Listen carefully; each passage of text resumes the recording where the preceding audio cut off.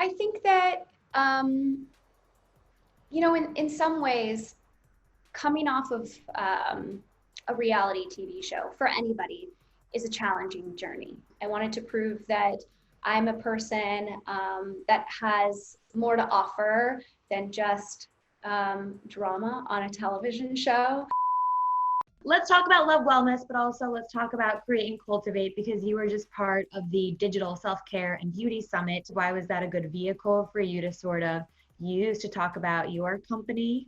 Absolutely. I've always been a big fan of Create and Cultivate, and it's always been a really great platform to connect with other entrepreneurs, founders, but also the audience. The people that are interested in Create and Cultivate come there for a reason to educate themselves on different topics, and I always get an amazing education from Yeah. other people that I sit on panels with. And so for me, it's just as much a learning and growing experience as it is for me to, share my personal story. Well, let's talk Love Wellness because this has been your baby, your company since 2016. Yes. Okay, so what is the mission and what really inspired this? Yeah, so it's been 4 years now. For people watching that don't know, I'm the founder and CEO of Love Wellness. We make clean, body positive personal care products for women. And I started the company back in 2016 because I personally was not well. I was suffering from a bunch of vitamin deficiencies. And at that point in time, nobody was really talking about that, but it really was affecting my health top to bottom, inside and out. Depression, anxiety, all kinds of things. And as a result of that, I was at the drugstore a lot and I was taking a lot of prescriptions. And I really felt like what was available for women at the time was just not cutting it from a marketing perspective, from a messaging perspective, packaging, and then the formulation and ingredients really were not cutting it.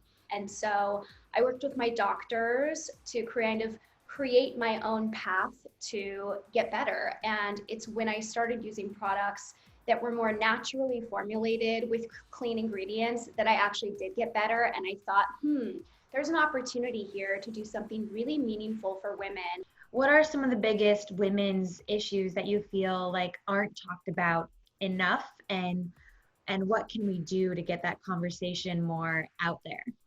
Absolutely. I think that there is a huge disconnect between products that are out there and available for women and how they actually work with the body. I think right now we're seeing a lot of conversations around fertility, pregnancy, menopause, gut health. And then we have a lot of younger women who are on the platform that are curious about puberty and their periods and is my body normal? And to be able to provide a safe space where we can have those conversations with that expert advice, Mhm. I think makes a world of difference. We actually have created a safe and legitimate platform for women to express themselves and get help. So much of what you're doing stems from your own personal experience, it Yeah. seems like. Was there a moment, like a really hard moment, a rock bottom where you were like, I need change? Yeah, I think for me, it was when I was really struggling with my health a few years ago. I was living in New York City. I was almost 30, and I was still trying to figure out my path forward in a career sense and also just with my personal life. I had gone to culinary school and I was creating a lot of wellness content already and a lot of food content. I had a focus on farm to table. So I was really educating myself about food and sourcing and nutrition. And so I was learning about all of these things. And I felt illuminated and I felt like other people deserved to have the experience that I was going through at the time, which was having those aha moments of self-discovery when it comes to how you feel about the world, about your body, and how to really be well. And so I would say truly it was, when I was visiting 2 different doctors a week just to figure out what was wrong with me, that I really started to ideate the concept of love wellness and became more excited to bring it to life. Do you feel like all of your years in the public eye and on reality TV at all contributed to your struggles with anxiety or depression at all? I think that if you are a public figure to a certain degree, you have to figure out how you feel about that more than anything else. And I was cast onto television when I was in high school. I believe it was our junior year, and we filmed that first season of Laguna our senior year. And I was 17 when I went to school, and the first episode premiered, and I had to figure out pretty quickly how I felt about my new role within this public facing universe. And Yeah. frankly, it made me uncomfortable. But once you open Pandora's box, you can't close it again. There's no going back. And so from that point forward, it was me as a young person figuring out how to deal with um, deal with what I was dealing with. And it was challenging for me, certainly. I think other people really love the limelight and, love to be on social media and love to put their lives out there. For me, I'm a much more private person, and I really love having a normal job and going to work every day. I had to really figure out how to deal with people knowing who I am, saying things about me, uninformed opinions, right? Because when you see somebody out in the world, it's always just a snapshot of their life. It's never the full picture. And so it can be really challenging to try to constantly stick up for yourself. And so you have to be resolute in who you are and confident in who you are. And thankfully, over the past 10 years, I've been able to do that really effectively. And I think in a lot of ways, it's why I'm an effective leader at Love Wellness, because we're talking about things that are not the most comfortable. But for me, I learned the lesson a long time ago that I can have an outspoken voice and be okay with that. And it has led us to create an entirely new category of amazing products for women. You said that this is more your lane, having this job that you have now, kind of being away from the spotlight. But I think that I read that you felt pressure by people to get a real job at one point. Mm-hmm. So now that you do have this company, what do you say to those people? In some ways, coming off of a reality TV show for anybody is a challenging journey. I think that you have opportunities to continue to pursue a career in entertainment if that suits you, or you can go back to a more private life, but then you still have to deal with people knowing who you are. And so I think for me, I always wanted to prove myself, and I wanted to prove that I'm a person that has more to offer than just drama on a television show. I'm smart, I have a perspective, I have a voice, I have a platform, and I can use it for positive change for women.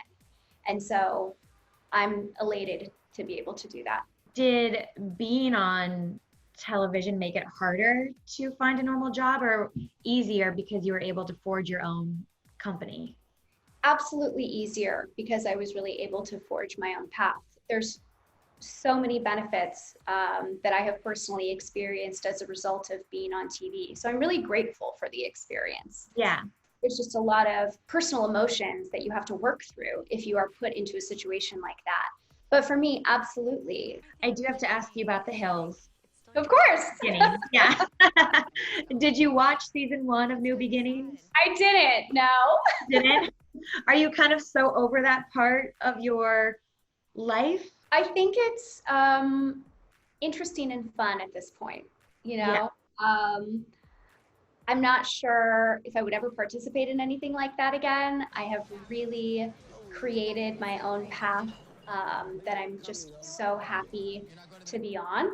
And I think I'm getting close to having succeeded in building the life that I've always dreamt for myself, Yeah. It's funny because I've talked to both Kristen and Warren about The Hills in the past couple of months. And Kristen is making a cameo in season 2. Would you ever just make a cameo? No, not no. No. I'm so happy with where I'm at. I think I'm the only person that lives in New York. I live all the way across the country, and I'm really focused on where I'm at in my life right now. I think when you sign up to participate in something like that, at this point, you really know what you're getting into. When we first started, we had no idea right? Because the shows that we were on sort of created a new category of television programming, so we couldn't have known. But now you are fully aware of what you are getting yourself into and signing up for. And frankly, I don't want paparazzi to be standing outside my building waiting for me. That's not a life that I choose for myself. I'm in control of my own narrative at this point, and it's the happiest that I've ever been. Yeah. Are you still friends with Lauren? We're friends. Well, everybody's still friends. Everyone's still your friends? Like, do you text with the people still? Sometimes, yeah. I've lived in New York for 8 years. And so absolutely relationships change over time, but still friendly with everybody. I know you don't want paparazzi, but would you ever do reality TV if it was something different or if it was even about your company? At this point, no.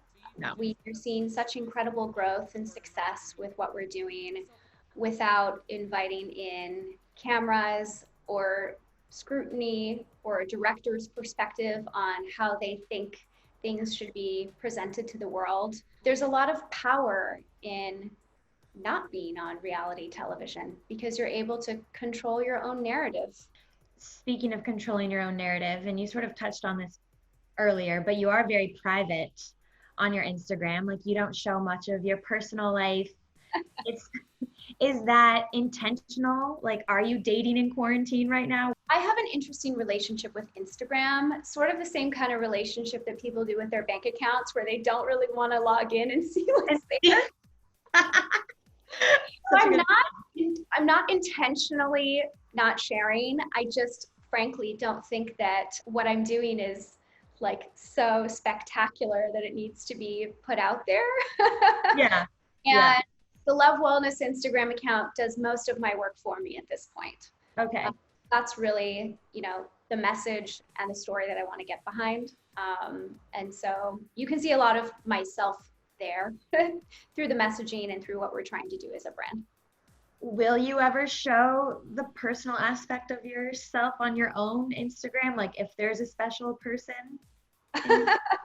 Yeah, I'm sure at some point, and like I do here and there, you know what I mean? But it's just not my focus, to be honest with you. What does the next 5 years look like for you, both professionally and personally? For me, I'm really excited to continue to grow Love Wellness as a brand, to continue to create new products. And I would love to have a home in California and spend more time with my family. And that's it. I think it's been a really interesting year so far. And so there's so many question marks on the future. And I've just gotten way more comfortable with taking it day by day.